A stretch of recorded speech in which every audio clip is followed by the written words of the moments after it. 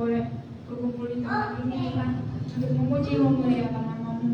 Biarlah Bapa Roh Kudus hadir di tengah-tengah kami untuk memenuhi setiap kami, dan biarlah Tuhan ibadah ini boleh berjalan dengan lancar. Kita nyanyikan pujian dengan hadir di bait kudus.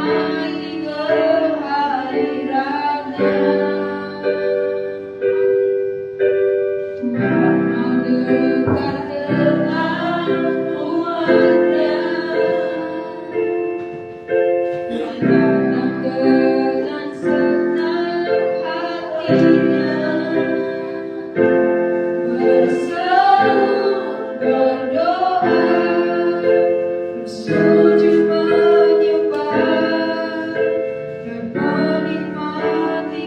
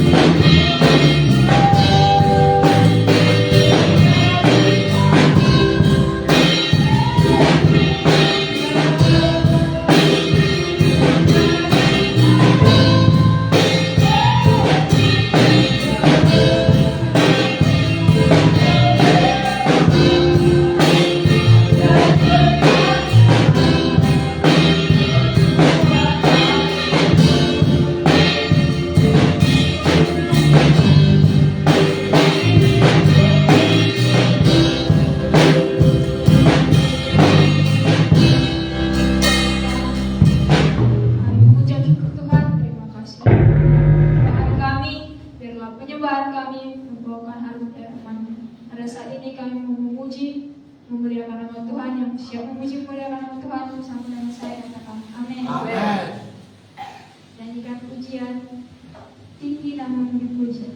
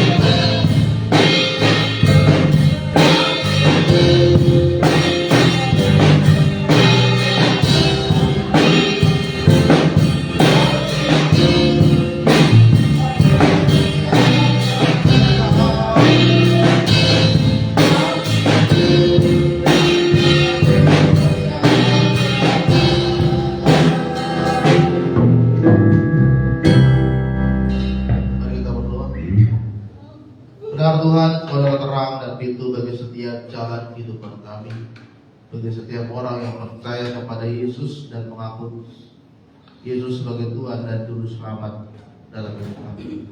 Kami mengucap syukur atas segala kasih anugerah dan kebaikan Tuhan. Kami ada sampai saat ini semua karena kasih-Mu, semua karena penyertaan dan pertolongan Tuhan. Terima kasih Bapa, segala puji dan hormat sudah kami panjatkan kepada Tuhan. Sebentar kami akan mendengarkan firman-Mu. Dialah firman Tuhan yang akan kami dengar, menjadi kekuatan bagi hidup kami.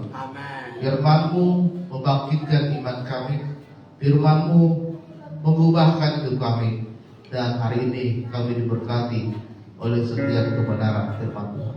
Terima kasih Tuhan, kami siap mendengarkan firman-Mu di dalam nama Tuhan Yesus Kristus. Haleluya. Amin. Silakan duduk para pelayan Tuhan.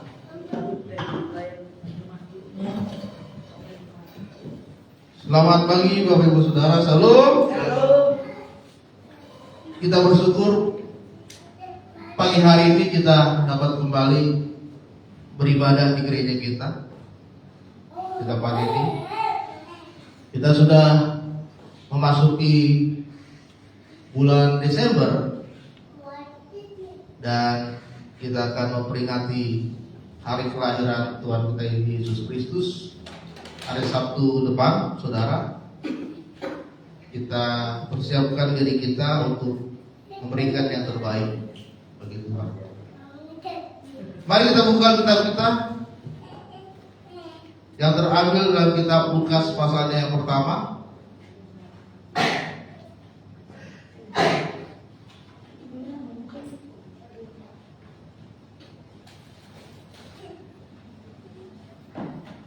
Lukas pasalnya yang pertama.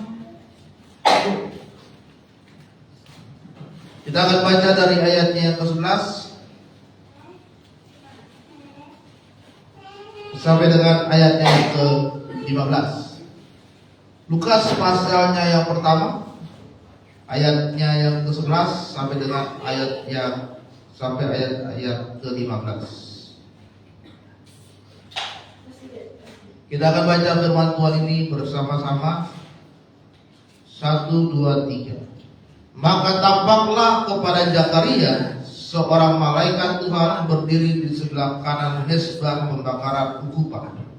Melihat hal itu, ia terkejut dan menjadi takut. Tetapi malaikat itu berkata kepadanya, "Jangan takut, hai Zakaria, sebab doamu telah dikabulkan, dan Elisabet istrimu akan melahirkan seorang anak laki-laki bagimu, dan haruslah engkau menamai dia Yohanes. Engkau akan bersukacita dan bergembira, bahkan banyak orang akan bersukacita atas kelahirannya itu. Sebab ia akan besar di hadapan Tuhan, dan ia tidak akan minum anggur ataupun minum minuman keras, dan ia akan penuh dengan Roh Kudus mulai dari rahim ibunya." Saudara, tema firman Tuhan pagi hari ini yang ingin saya bagikan bagi kita semua adalah ada mujizat bagi orang yang mengasihi Tuhan.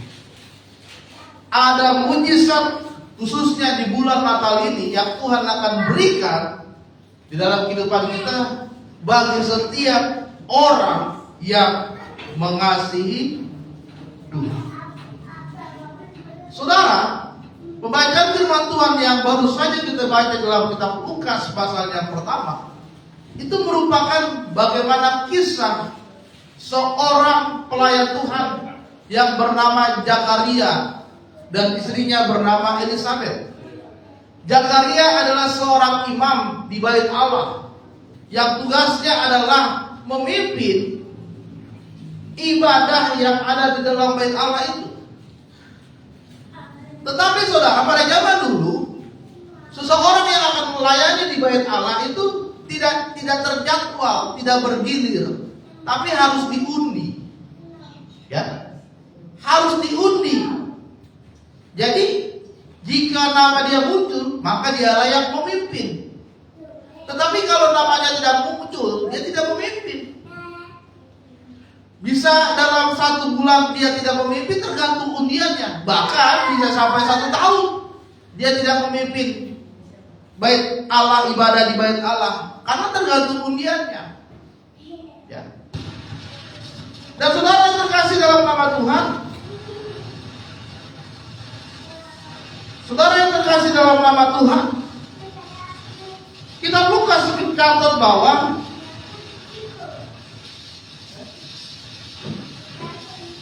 di dalam ayatnya yang ke-6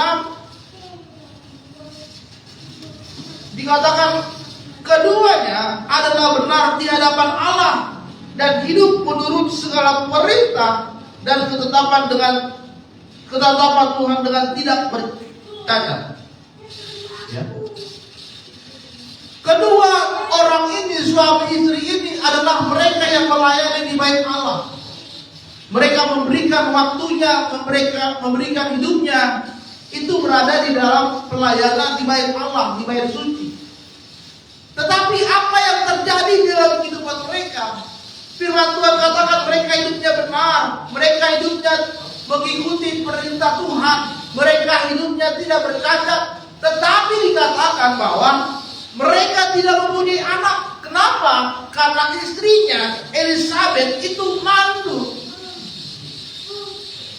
Mandul itu berarti tidak ada cara satu apapun yang bisa dilakukan untuk mereka mempunyai anak. Jadi sudah tidak ada harapan bagi pasangan suami istri ini untuk mempunyai anak. Dan usia mereka pun sudah usia tua. Ya. Mereka itu benar, tetapi keluarga ini tidak dikaruniai keturunan. Bahkan Elisabet pun dikatakan sebagai seorang perempuan atau seorang istri yang tidak punya anak atau mandu. Saudara, pada masa itu perempuan yang tidak punya anak merupakan sesuatu hal yang sangat menyakitkan. Ya. Bahkan orang menganggap kalau dia mandul tidak punya anak itu adalah sebuah aib di tengah-tengah keluarga mereka.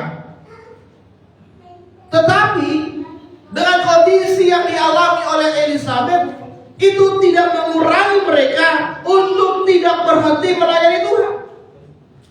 itu tidak mengurangi mereka untuk tidak hidup kudus di hadapan Tuhan, tidak bercela di hadapan Tuhan. Sehingga bagaimana Tuhan melihat kehidupan keluarga ini adalah orang-orang yang mengasihi Tuhan, dan Tuhan nyatakan mujizat di tengah-tengah kehidupan keluarga mereka. Pada saat Zakaria mengambil undi, dan ternyata itu adalah nama dia untuk memimpin ibadat di dalam bait suci. Dia melakukan itu. Dia masuk ke dalam ruang takhta maha suci, dan ketika dia sedang menyalakan korban bakaran, muncullah malaikat Tuhan. Malaikat Gabriel menampakkan diri kepada Zakaria dan berkata, "Zakaria, engkau akan mempunyai anak. Zakaria, engkau akan mempunyai keturunan." Dan keturunan yang dihasilkan oleh Zakaria bukanlah keturunan yang biasa-biasa saja. Firman Tuhan mencatat dia akan menjadi orang yang besar di hadapan Tuhan. Dia adalah orang yang kudus karena tidak minum anggur, tidak minuman keras, dan anaknya ini akan dipenuhi oleh Roh Kudus. Bahkan pada saat di rahim ibunya pun anak ini sudah dipenuhi oleh Roh Kudus, dan dia diberi nama Yohanes. Ya. Ada mujizat yang besar yang Tuhan nyatakan di dalam keluarga Zakaria dan Elizabeth. Mereka sudah berusia lanjut, istrinya sudah divonis mandu, tidak akan bisa punya keturunan. Tetapi mujizat Tuhan itu tidak terhalang oleh situasi dan keadaan yang ada, tidak terbatas oleh pemikiran manusia. Dan pada saat itu malaikat Tuhan berkata, "Hai Zakaria, engkau akan punya anak." Maka setiap pemikiran orang, setiap masukan orang, itu semuanya terbantahkan oleh mujizat dari Tuhan. Bahkan mujizat yang dinyatakan Tuhan dalam kehidupan mereka itu bukanlah satu hal yang biasa-biasa saja.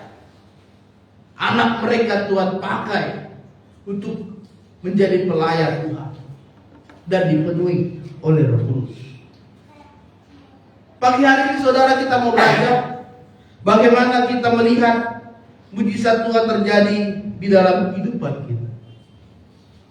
Di bulan Natal ini kita merayakan kelahiran Yesus Kristus. Maka adalah waktunya juga kita melihat adanya mujizat Tuhan di dalam kehidupan kita. Ada 3 hal yang akan kita pelajari pada saat pagi hari ini agar kita melihat mujizat Tuhan. Yang pertama adalah kita harus hidup sebagai orang benar. Ya. Firman Tuhan tadi katakan bahwa Zakaria dan Elizabeth itu adalah orang yang benar di hadapan Tuhan. Dia melakukan perintah Tuhan dan mereka hidupnya tidak bercacat. Di dalam Yakobus 5 ayat 16 berkata, "Karena itu hendaklah kamu saling mengaku dosamu dan saling mendoakan supaya kamu sembuh. Doa orang yang benar bila dengan yakin didoakan sangat besar kuasanya." Ya. Zakaria dan Elizabeth adalah orang yang benar di hadapan Tuhan. Mereka selalu berdoa kepada Tuhan agar Tuhan menyatakan mujizat, agar Tuhan memberikan keturunan di dalam keluarga mereka. Meskipun istrinya divonis mandul, meskipun mereka sudah berumur tua, tetapi mereka terus berdoa. Dan firman Tuhan dikatakan, doa orang yang benar sangat besar kuasanya. Bukan doa yang benar, tetapi doa orang yang benar. Kalau doa yang benar itu, saudara, bahasanya harus bahasa yang bagus. "Oh Tuhan, Engkau adalah pencipta." Kalau doa kita yang harus benar, ya berarti doa kita yang asal-asalan itu, doa kita yang sederhana, doa kita yang tidak lama itu berarti tidak benar. Bukan. Tapi firman Tuhan katakan, doa orang yang benar bila dengan yakin didoakan sangat besar kuasanya. Kalau saudara ingin mengalami mujizat Tuhan terjadi dalam hidupmu, mari saat ini kita menjadi orang yang benar di hadapan Tuhan. Orang yang benar di hadapan Tuhan itu adalah orang yang mengaku dosa, orang yang mau mendoakan, orang yang hidupnya saleh, jujur, takut Tuhan, tidak bercela, dan orang yang hidupnya bergaul di hadapan Tuhan. Ya. Orang yang benar itu adalah orang yang dianggap benar oleh Tuhan, bukan orang yang dianggap benar oleh manusia. Karena kalau kita dianggap benar oleh manusia, itu hanya mendatangkan pujian-pujian dan kekaguman dari manusia. Tapi kalau saudara dianggap benar oleh Tuhan, itu akan mendatangkan kekaguman yang berasal dari Tuhan. Kekaguman, pujian dari manusia itu hanya sementara, saudara. Saudara dipuji hari ini, oh mantap ya main musiknya, oh mantap ya khotbahnya, oh mantap ya worship leadernya. Besok nggak ada. Itu hanya sementara. Apalagi kalau saudara punya masalah, oh nggak ada pujian, yang ada hujatan, ya, yang ada adalah makian, yang ada adalah fitnah-fitnah, yang ada dalam hidup saudara. Kalau saudara mengikuti kebenaran yang dilakukan oleh manusia, tapi kebenaran di dalam Tuhan belum tentu benar yang dianggap oleh manusia. Ya. Kemarin ada peristiwa yang sangat mengerikan di daerah Cilandak. Bagaimana seorang anak itu membunuh ayahnya, neneknya, bahkan ibunya pun mau dibunuh tapi sempat kabur lari. Itu jam 1 pagi sudah. Seorang anak tega membunuh ayahnya sendiri, tega membunuh neneknya sendiri, dan ibunya pun dikejar dia mau dibunuh. Untung ibunya bisa lompat pagar rumahnya, lari. Dia teriak, dia ketemu dengan satpam. Sudah berlumuran darah. Ya. Banyak orang bilang, oh itu salah orang tuanya. Banyak orang bilang, oh itu salah anaknya. Tapi itu perbuatan yang tidak benar. Kalau kita lihat zaman sekarang ini banyak peristiwa yang aneh-aneh, saudara ya. Apalagi kemarin itu gara-gara tersinggung sama omongan temannya, ada orang itu bunuh temannya sendiri gara-gara tersinggung. Ya, gampang sekali manusia zaman sekarang itu terpancing untuk melakukan dosa. Gara-gara tersinggung loh, langsung dibunuh. Coba. Ya. Kalau orang itu tidak hidup di dalam Tuhan, maka dia tidak bisa mengontrol dirinya. Dia gampang sekali dirayu dan digoda oleh iblis untuk melakukan dosa. Tetapi kalau saudara adalah orang yang benar, mau apapun yang dibilang orang tentang saudara, saudara tetap hidup di dalam kebenaran dan perintah dari firman Tuhan. Oleh sebab itu saudara, ada banyak hal yang akan kita pelajari sebagai orang benar. Orang benar itu adalah orang yang akan bertunas dan orang yang akan bertumbuh subur di dalam imannya. Saudara harus mengalami pertumbuhan iman, karena pertumbuhan itu adalah tandanya ada kehidupan, kerohanian dalam hidup saudara. Kalau imanmu tidak bertumbuh, berarti kerohanianmu saat ini sedang mati. Ya. Dari remaja, dari dewasa, selalu dibujuk-bujuk supaya gereja, antar jemput datang ke gereja, terus. Tidak ada mengalami pertumbuhan, berarti kau sedang mati saat ini. Dari dulu sampai sekarang pelayanannya setengah hati, nggak sungguh-sungguh melayani, nggak sungguh-sungguh datang gereja. Itu namanya kerohanianmu sedang mati. Kalau orang yang benar harus mengalami pertumbuhan. Kalau saudara mengalami pertumbuhan, saudara akan mengalami namanya kedewasaan. Bukan lagi seperti kerohanian seorang anak-anak, gampang tersinggung, gampang marah, ya kan? Gampang kecewa, gampang sakit hati, gampang khawatir, gampang takut gagal, gampang sekali menyimpan dendam, gampang sekali ada kepahitan. Tapi kalau orang yang sudah mengalami pertumbuhan kerohanian, apapun yang terjadi di dalam hidupnya, dia serahkan kepada Tuhan. Dia tidak lagi khawatir, dia tidak lagi takut. Dia tahu bahwa Tuhan akan memberikan dan melakukan yang terbaik dalam kehidupannya. Apapun kata orang dia gak mendengarkan. Mau orang berkata apa, yang penting dia melakukan itu untuk Tuhan. Itu kalau orang benar yang imannya sudah mengalami pertumbuhan dalam Tuhan. Orang yang benar itu akan mengalami sendiri kebenaran dari perkataan Tuhan dalam hidupnya. Jadi bukan dia melihat orang lain mengalami mujizat, tapi dia sendiri yang akan mengalami mujizat Tuhan dalam hidupnya. Ya, sehingga dia akan melihat bagaimana kuasa Tuhan itu, pemeliharaan Tuhan itu juga nyata di dalam kehidupannya secara sempurna.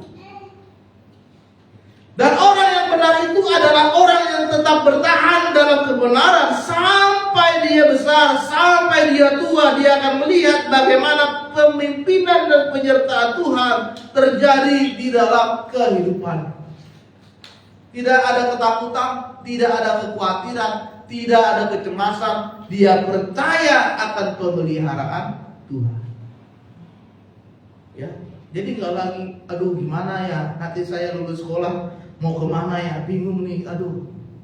Percayalah, Tuhan pasti pelihara itu saudara.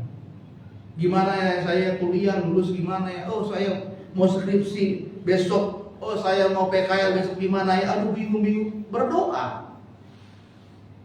Jangan mengandalkan manusia, andalkan Tuhan. Puasa. Ya, berdoa, minta Tuhan tolong saudara. Yang pertama, agar kita mengalami mujizat Tuhan sebagai orang yang mengasihi Dia, jadilah orang yang benar. Yang kedua adalah mujizat Tuhan itu, pertolongan Tuhan itu akan datang pada waktu yang tepat. Filipi 4 ayat 19 berkata, Allahku akan memenuhi segala keperluanmu menurut kekayaan dan kemuliaannya dalam Kristus Yesus. Ya. Kenapa malaikat Tuhan turun pada saat Zakaria sedang memimpin ibadah? Karena itulah waktu yang tepat agar Tuhan menunjukkan bahwa di dalam hadirat Tuhan, di dalam rumah Tuhan, di dalam melayani Tuhan, ada kuasa yang bekerjakan dalam hidup dia. Ya. Tuhan tahu waktu yang tepat untuk menolong kehidupan saudara saat ini. Tetapi yang harus kita lakukan adalah kita tetap percaya sampai nanti Tuhan akan nyatakan kuasanya dalam hidup saudara. Jangan tawar hati, jangan kecewa, jangan lari dari Tuhan. Tetap terus berada di dalam hadirat Tuhan. Tetap terus semakin dekat di dalam kedekatan dan keintiman kita kepada Tuhan. Sehingga kita akan melihat pertolongan Tuhan itu datang sesuai waktunya Tuhan. Ketika ada pesta perkawinan di Kana, ya, kemudian pada saat itu mereka kekurangan anggur. Maria berkata kepada Yesus yang saat itu juga hadir, mereka kekurangan anggur. Tapi apa yang dikatakan Yesus? Yesus berkata, waktuku belum tiba. Artinya belum saatnya, belum waktunya, belum saat itu juga Yesus menyatakan mujizat di sana. Ya. Kadang-kadang saudara kita ingin supaya pertolongan itu langsung cepat, langsung ada, langsung nyata gitu. Tapi kalau Tuhan bilang belum, ya belum. Kalau Tuhan bilang belum saatnya, ya belum saatnya. Kapan saatnya? Ya tunggu. Waktu Tuhan nanti akan nyata. Tunggu. Pertolongan Tuhan akan Tuhan berikan. Tetapi kepastiannya adalah Dia berjanji akan menolong hidup saudara dan tidak akan pernah mengingkarinya. Ya. Pertolongan Tuhan itu saudara tidak melihat dan tidak dibatasi oleh keadaan. Pak, saya orang susah, keluarga miskin, orang tua saya, aduh kerjanya serabutan. Gimana ya Pak? Ya. Tuhan tidak melihat bagaimana kondisi keadaanmu saat ini, saudara. Kalau Tuhan menolong, yang menolong saya. Kalau Tuhan bangkitkan kehidupan saudara, ya Tuhan bangkitkan. Kalau Tuhan nyatakan mujizatnya, Dia nyatakan mujizatnya. Karena pertolongan Tuhan itu tidak dibatasi keadaan saudara.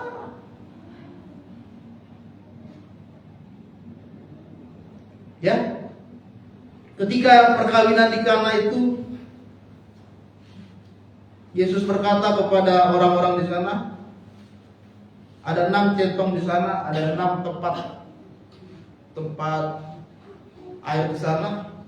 Kemudian Yesus berkata, cendoklah, kemudian bagikan kepada orang. Tiba-tiba air itu berubah menjadi anggur. Lalu apa yang dikatakan oleh orang-orang di sana, saudara? Wah, yang punya pesta ini luar biasa, hebat. Biasanya kalau orang pesta itu yang diberikan dulu itu anggur yang terbaik. Yang diberikan belakangan itu anggur yang kurang baik, yang kurang bagus. Tapi kok sekarang beda ya? Malah yang belakangan ini anggur yang paling bagus. Ini anggur yang paling baik. Kenapa? Karena mujizat Tuhan terjadi di sana. Ya. Yang tadinya anggapan orang, oh ini anggur datang, oh ini paling anggurnya gak enak nih. Oh paling ini anggurnya pahit, gak manis. Ternyata ketika diminum adalah anggur yang terbaik. Ya. Mungkin banyak anggapan orang yang pesimis tentang kehidupan saudara saat ini. Dia bisa apa sih? Apa sih yang dia bisa lakukan? Hidupnya gak bakal sukses. Masa depannya itu gak bakal maju. Tapi kalau Tuhan sudah menolong saudara dan membangkitkan saudara, tidak ada seorang pun yang bisa menghalangi kehidupan saudara. Dan orang-orang itu akan melihat, oh ternyata dia orang yang terbaik. Oh ternyata Tuhan tolong dia sampai mencapai titik yang paling tertinggi dalam hidup. Karena pertolongan Tuhan itu saudara tidak pernah dibatasi oleh keadaan kita saat ini. Ya. Yang ketiga dan yang terakhir, jangan sekalipun kita meragukan kuasa Tuhan. Ketika malaikat Tuhan datang kepada Zakaria dan berkata, Zakaria, engkau akan mempunyai anak. Apa yang dikatakan oleh Zakaria? Zakaria berkata, Tuhan, bagaimana aku bisa punya anak? Aku sudah tua dan istriku mandul. Kemudian apa yang terjadi? Kemudian malaikat Tuhan membisukan mulut Zakaria dan Zakaria tidak bisa berbicara. Sampai nanti istrinya mengandung anaknya. Sampai melahirkan anaknya. Ya. Yang ketiga saudara, jangan pernah sekalipun kita meragukan kuasa Tuhan dalam hidup saudara. Ketika seseorang meragukan keberadaan Tuhan, baik karena sesuatu yang buruk terjadi pada dirinya, atau karena dia dikecewakan oleh orang lain atau gereja, itulah yang membuat kadang-kadang manusia meragukan Tuhan. Kita dikecewakan oleh orang lain, kita dikecewakan oleh teman-teman, kita dikecewakan oleh gereja, kita dikecewakan oleh keluarga. Kadang-kadang yang membuat kita meragukan Tuhan. Betul gak sih Tuhan ada? Kita punya masalah yang berat sampai saat ini dan sepertinya terus-terusan masalah itu ada. Kadang-kadang kita meragukan Tuhan, betul nggak sih Tuhan menolong hidup saya? Ya. Sesuatu seperti itu bisa terjadi dalam kehidupan kita ketika kita sedang berada di dalam kondisi yang lemah. Muncul anggapan kita ragu sama Tuhan. Muncul anggapan Tuhan tidak menolong hidup saya. Padahal Tuhan itu sangat mengasihi saudara. Oleh karena itu saudara jangan pernah meragukan kuasa Tuhan terjadi dalam hidup saudara.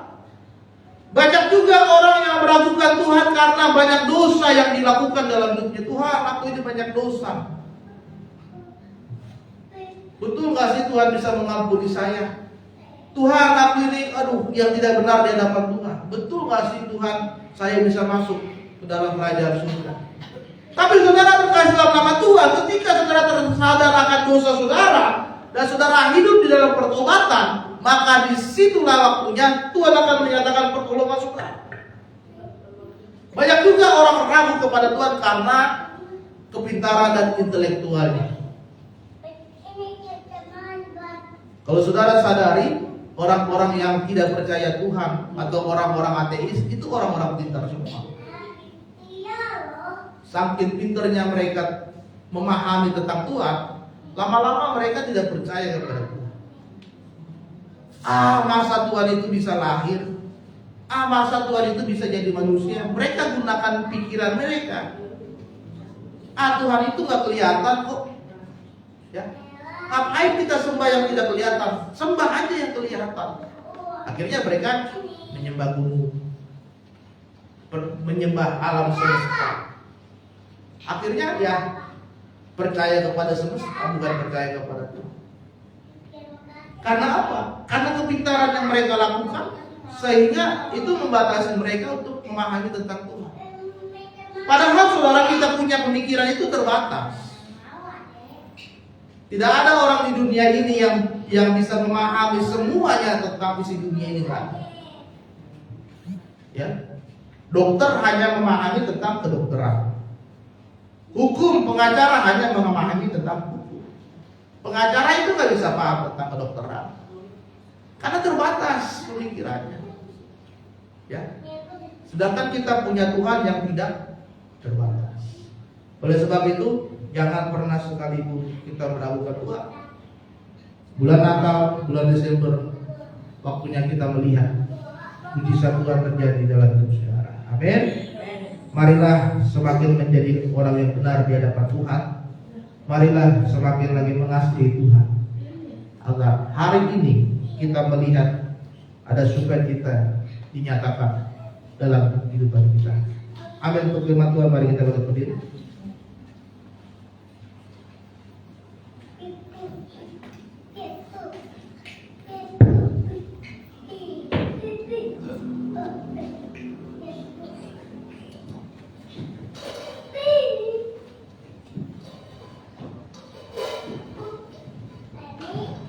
Naikkan pujian, tiada berubah kuasa namamu, tiada berkesudahan.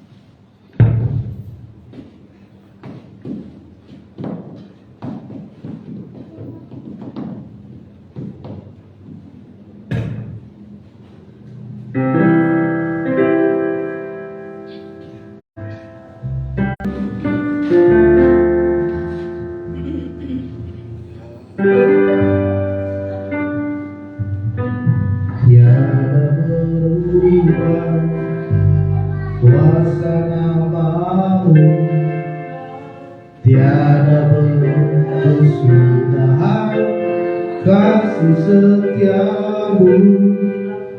Apabila Tuhan sudah berfirman, maka semuanya jadi. Tiada berubah, tiada berubah.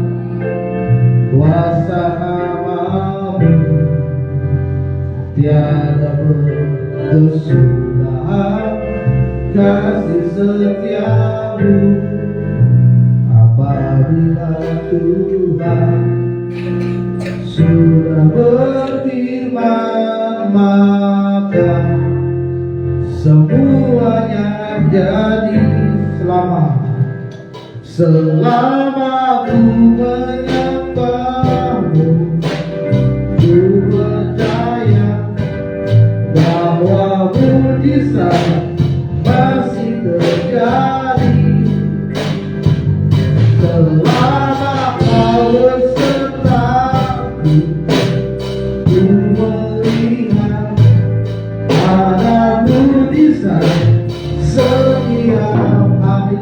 Selama ku menyembahmu, selama menyembah, ku percaya bahwa mujizat masih terjadi.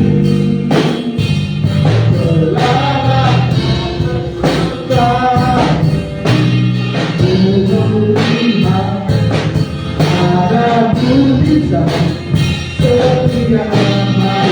Ada mujizat, ada mujizat setiap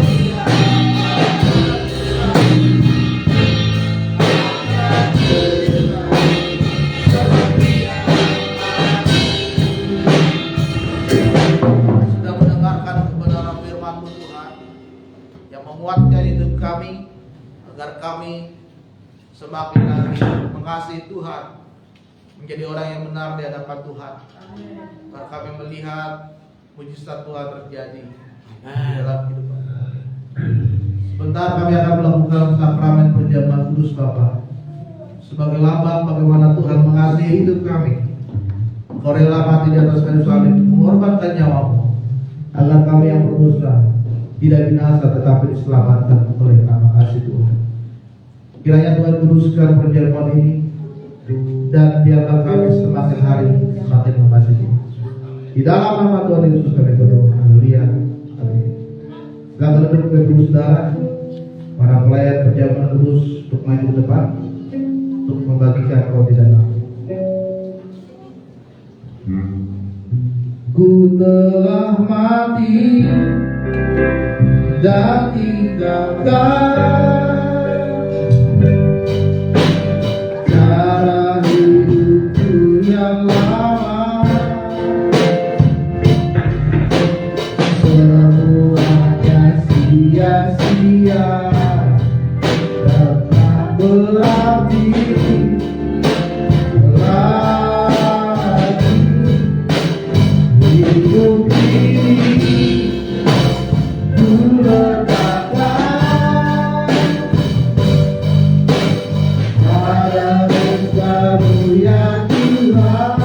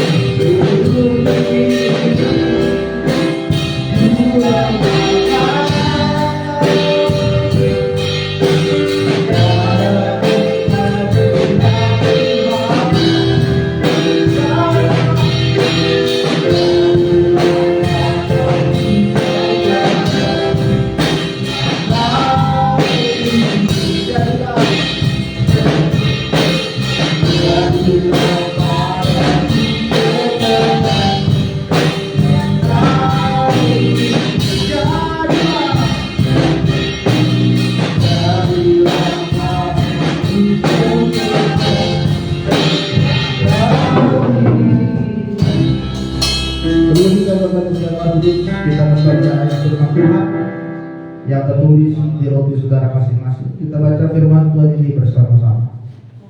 Berserulah kepadaku, maka aku akan menjawab engkau.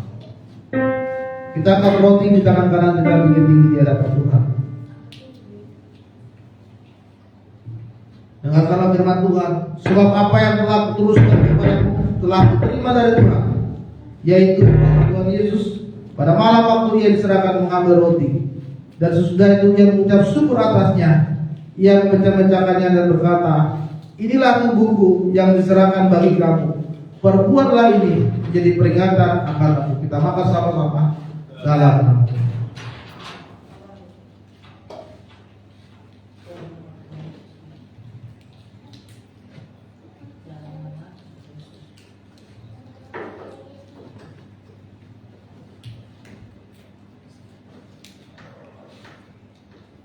Mari kita angkat cawan kita tinggi-tinggi di hadapan Tuhan. Demikian juga ia mengambil cawan sesudah makan lalu berkata, cawan ini adalah perjanjian baru yang dimeteraikan oleh darahku. Perbuatlah ini setiap kali kamu meminumnya menjadi peringatan akan aku. Kita minum sama-sama dalam nama Tuhan.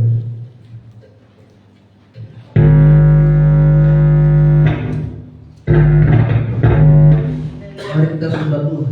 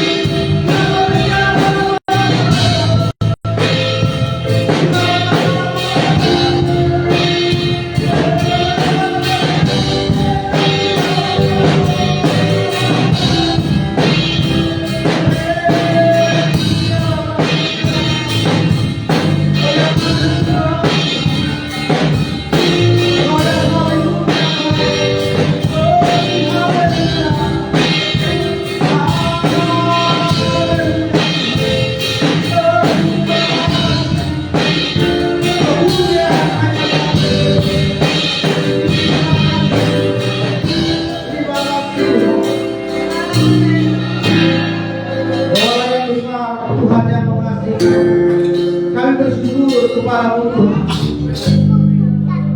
Terima kasih Bapa. Hari ini Tuhan, kami rindu semakin lebih lagi makasih. Kami semakin lagi hidup benar di hadapan-Mu. Dan kami akan meninggalkan segala kehidupan kami yang lalu untuk mengikut Tuhan. Biarlah hari ini terjadi pemulihan. Biarlah hari ini terjadi mujizat dan lawatan Tuhan di dalam hidup kami. Terima kasih Bapa, terpujilah nama-Mu dulu sekarang sampai segala masa. Di dalam nama Tuhan Yesus. Haleluya. Amin. Silakan bersaudara. Diberkati oleh firman Tuhan, amin. Amin. Di balasannya kita akan memberikan yang terbaik. Kita bersatu dalam doa. Bapa, kami mengucap syukur Tuhan pada saat pagi hari ini kami sudah memuji memuliakan nama-Mu Tuhan. Di balasannya Bapa, kami akan memberikan yang terbaik dan kiranya Tuhan yang memberkati setiap tahun-tahun yang memberikannya. Dalam nama Yesus kami siap memberi. Haleluya, amin. Dan nyanyikan pujian segala puji.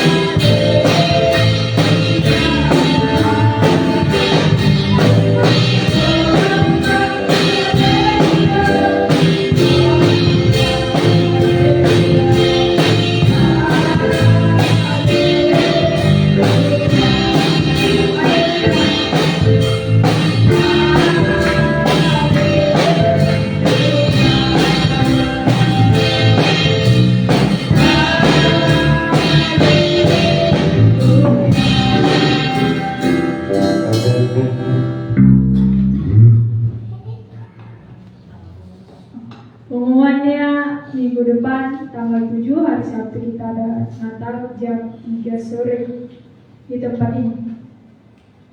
Baiklah, kita akan menaikkan doa syafaat kita. Nanti doa syafaat nanti doa berkat oleh Bapak Gembala senior. Sebelumnya kita nyanyikan pujian. Kita bangkit berdiri. Kita nyanyikan pujian Kaulah Jawab.